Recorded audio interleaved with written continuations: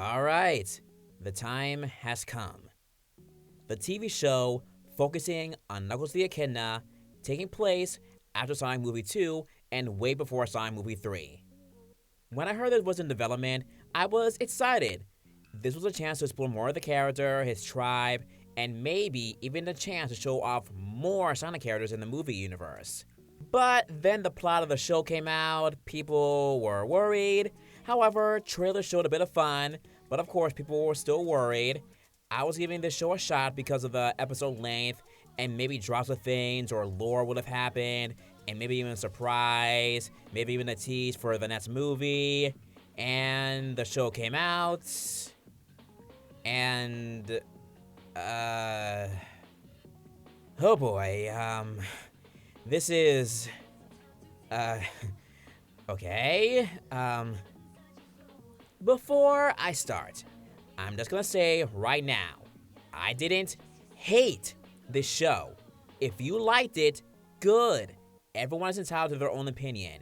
Do not let my comments or anyone else's make you see the show in a different light.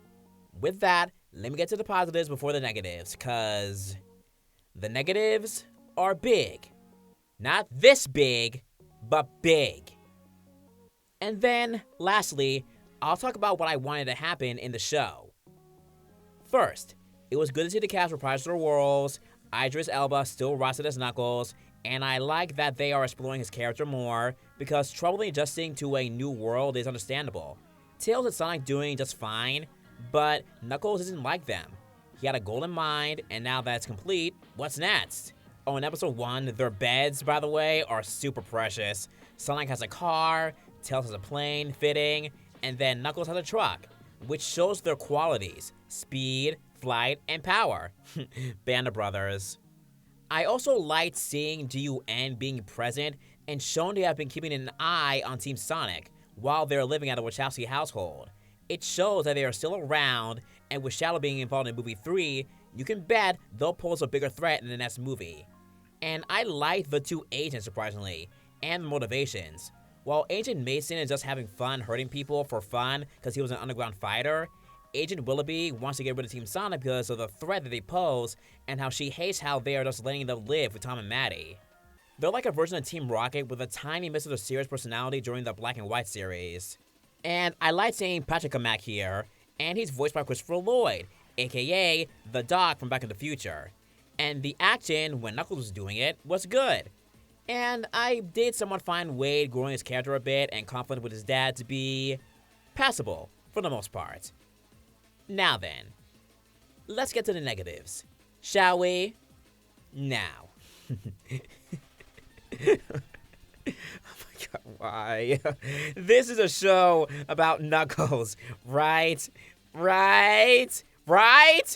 So why did it feel like it was the Wade Show guest starring Knuckles? Once episode 1 came, it started out somewhat promising, especially when the agents captured Knuckles. In episode 2, when Wade has to go save him, it's like, dragging on a tiny bit. The scenes with him were not too bad, but, I was wondering the entire time, why doesn't he call Sonic and Tails to help? Speaking of Sonic and Tails, I hope you enjoyed them and Maddie, because you only got to see them in episode 1. They don't show up anymore, or get mentioned either, which is weird, because you'd think they'd wonder where Knuckles is right now, right? He was sent to their attic room grounded, so they had to wonder where he went. I also hate that Tails didn't speak much, only like 3 or 4 lines compared to Sonic. I wanted him to exchange some nice words with Knuckles. Not cool. So episode 2 was about saving Knuckles, and it's still somewhat okay. The wait scenes did drag a bit, but when we get to episodes 3, 4, and 5, I was just suffering. Oh my goodness. Shout out to JC3R Creative. Yes, I know it's called J Creative, but I'm teasing, buddy. For watching this show with me, cause I definitely couldn't have watched it alone. Oh my god. What was this?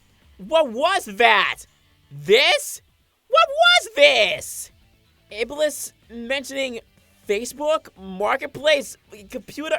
How is he fighting? When did Knuckles fight Iblis? What but Silver Blaze, they fought Iblis. What? It suck so bad? What lyrics are these? Don't get me wrong. I like seeing lore somewhat represented here, well in reality, some game stuff, aim to get Iblis, sorta kinda, all in paper mache form, and in the form of a musical with corny lyrics. Even though the singing was great, the voice of the singing was great, but the lyrics were a bit corny a bit. But I was like, can we go back to Knuckles now, please? This part of the show and the rest didn't even feel like it was Knuckles' show. It's just Wade's show with Knuckles showing up in some scenes. Heck, episode 4 barely has him in it. I was just so tired and wanted Knuckles back. More focus on him. Wade's family, I didn't dislike the mom. She was fine. That fight scene with her helping Knuckles was great. But his sister, oh my goodness. I did not like her one bit. She was just so corny and cringy and annoying, acted like a child. And her dialogue, ugh. No offense to the actress, of course. The character, though, I didn't like her at all. The dinner scene with the Wade family and Knuckles, it was so bad. The dialogue and the argument between Wade and his sister, they acted like 5-year-olds. You're grown-ups. Argue like one. The dialogue sounded like they were trying to fit in with the young kids by saying, you suck, and stuff like that. It was so bad. You can write characters, especially grown-up siblings, to argue like normal adults. Not like kids. You could have had his sister be upset that Wade left home just like their dad. Or her being jealous of Wade because she knew about the stuff that happened in Green Hill that Wade got to experience and she didn't during both movies. But she is insufferable. She is on her phone like a teenager. It's work-related, Mom. She refuses to be helped by Wade to escape in another episode. And then she literally sticks a fork into Wade's arm. How old are you? Why did you do that? How is she in the FBI? And now, the dad. Yeah, he sucks. But my issue is the fact that even though the buyer is supposed to be the big bad, it's like the dad is the real big bad here. Speaking of the buyer, yeah, that's his name. After looking and sounding somewhat threatening, he just shows up at the end and he's done. He didn't have enough interaction with Knuckles. The Angels got more time with Knuckles and Wade than him. Now, back to Wade, I don't mind his character getting more time to shine. I like his character. It's good character growth, for comic relief. But when you make a show titled Knuckles, say it's about Knuckles, then I expect the Echidna to get a majority of the spotlight here. I know many will argue saying maybe the CGI was too expensive, and that's why it's less around, and why Sonic and Tails are only one episode, and that's why there's more focus on Wade and his story. Okay, yeah, but then it's not really a Knuckles show. It's just Wade's story with Knuckles included. As many fans have said right now at this point, it should have been called Wade and Knuckles, or Knuckles and Wade, whatever, I don't know. And now the ending of the story doesn't really feel like it had anything to do with Knuckles. They have a high five at the end, and then they go home to Green Hills on Knuckles' new bike. That's it. You could say Knuckles has accepted the Earth as his home now, but it doesn't really feel like he has. There's no aftermath scene with him and Pachacamac. There's nothing to show he has come to terms with his new home at the end. It's just done. They go home, that's it. It doesn't really feel like any big-time growth happened for him, in my opinion. Knuckles trained a warrior, I say warrior in quotations, but still, this didn't really feel like a Knuckles show. It had way too many scenes that dragged on, like the bowling thing, it always kept taking forever. And remind me, why the heck was it bowling of all things chosen here?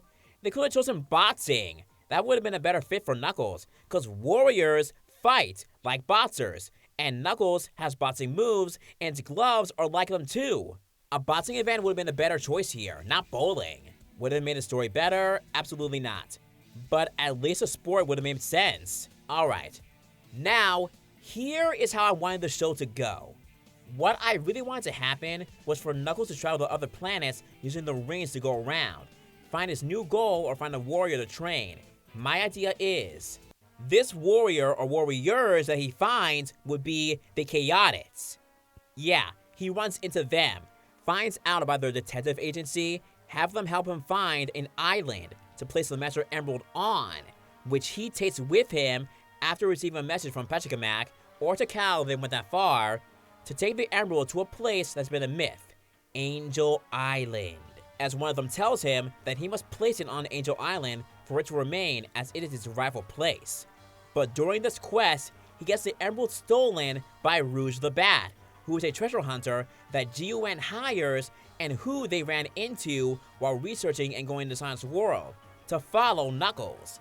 At the end, Knuckles has to stay on Angel Island to guard the Master Emerald, but there's no one there to guard it. And Pachacamac grants him the role of Emerald Guardian, and Knuckles has to say goodbye to Sonic, Tails, and the Wachowski family in the process. They are sad, but Knuckles promises to visit as Earth is his home and they are his family, as he keeps the reins to travel between the worlds with ease. That sounds better, doesn't it?